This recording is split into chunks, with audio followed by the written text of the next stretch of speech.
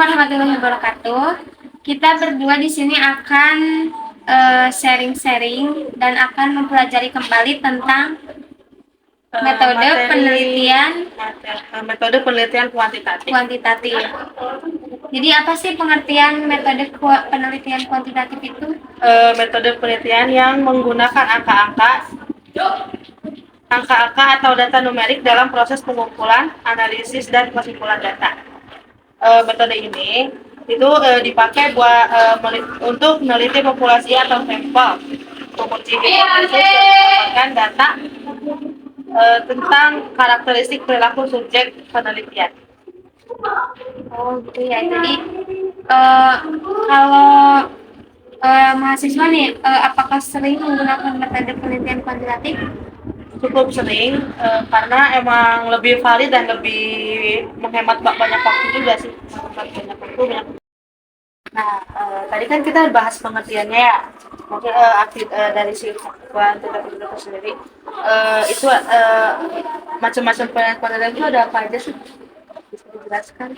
Macam-macamnya itu ada banyak ya, diantaranya yang pertama ada korelasi, terus ada deskriptif, terus ada kasual komparatif, terus ada komparatifnya aja, terus ada eksperimen, survei, dan inferensial. Nah, untuk menggunakan metode kuantitatif tersebut itu ada teknik tertentunya tidak?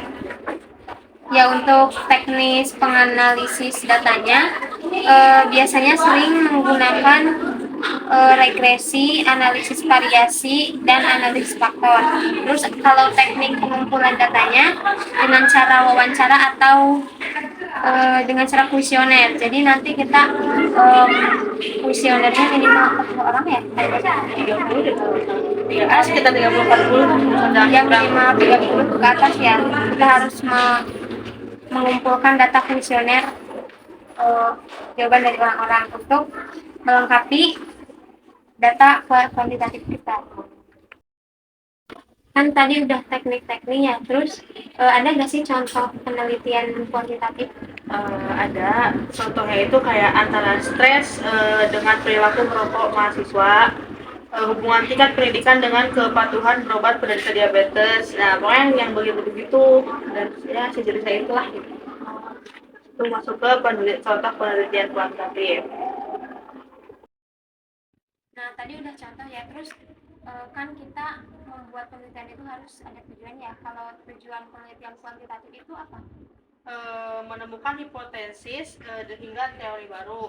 Itulah kenapa kuantitatif memerlukan waktu yang lebih lama untuk menyelesaikan. Jadi butuh waktu yang cukup lama itu untuk menggunakan metode kuantitatif yang sendiri. Karena kita membutuhkan banyak orang. Banyak orang, terus kita harus nemuin data-data yang tepat juga, hipotesisnya gitu. Kira-kira untuk ciri-cirinya itu sendiri bagaimana? Ciri-cirinya ada beberapa ciri-ciri ya kalau kuantitatif. Di antaranya yang pertama, memiliki dua variabel atau lebih yang diukur oleh pengaruhnya. Jadi contohnya pada penelitian menggunakan aplikasi TikTok contohnya, dan minat belanja masyarakat Jakarta. Jadi harus dua variabel gitu. Nah, terus yang kedua, masalah penelitiannya menanyakan tentang ada atau tidaknya pengaruh antar variabel. Jadi pengaruh dari variabelnya ada tidak pada variabel.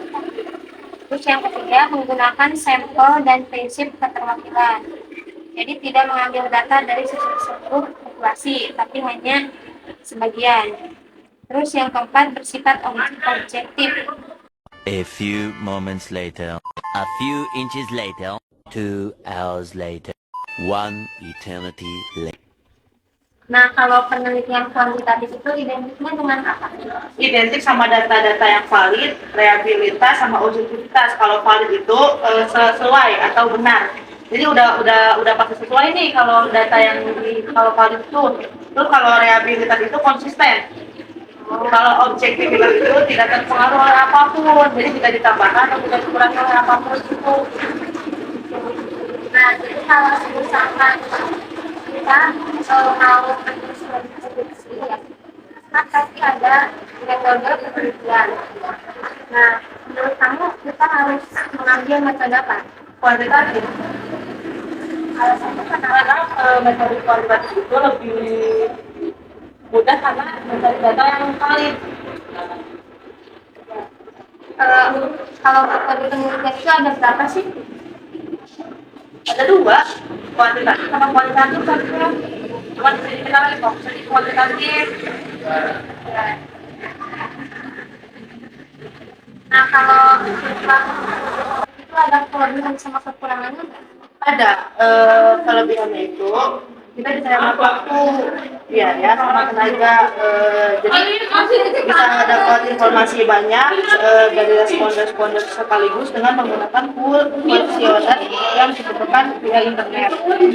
Jadi juga kalau via internet kan sekarang kita punya handphone masing-masing nih di rumah, bahkan ada yang punya pasang wifi. Nah itu jadi kita nggak perlu ada biaya tambahan untuk itu, udah ada dari handphone masing-masing, kita bisa cari tahu dari alat komunikasi yang kita punya sendiri. Ya, jadi lebih efektif gitu ya. Iya, jadi si peneliti itu nggak perlu mewawancarai atau mendatangi tempat tinggal si respondennya itu sendiri. Begitu. Terus kelebihan yang kedua itu hasilnya akurat. Informasi atau data yang diperoleh akan diolah dengan menggunakan aplikasi statistik SPSS. Jadi hasilnya itu bisa lebih valid dan reliable tanpa melibatkan opini pribadi peneliti. Begitu. Nah, kalau kekurangannya apa? Dari kekurangan metode kualitatif itu sendiri memerlukan populasi besar. Supaya hasil penelitian akurat, peneliti membutuhkan ukuran sampai minimal 30 responden. Responden populasi yang untuk kekurangannya itu sendiri hasil memerlukan populasi yang besar karena kita membutuhkan responden yang sangat banyak nih, minimal 30. Populasi yang terlalu sedikit akan membuat hasil penelitian menjadi bias dan kurang objektif. Jadi kita harus benar-benar nyari banyak biar bisa apa namanya? Biar objektivitas gitu. Biar nyata. Iya, jadi biar hasilnya itu nyata.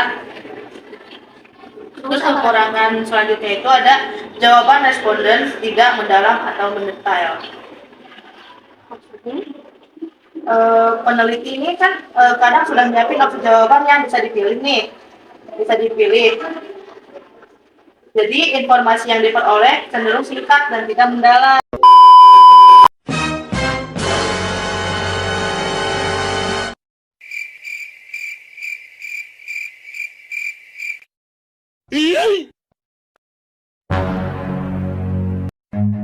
Run.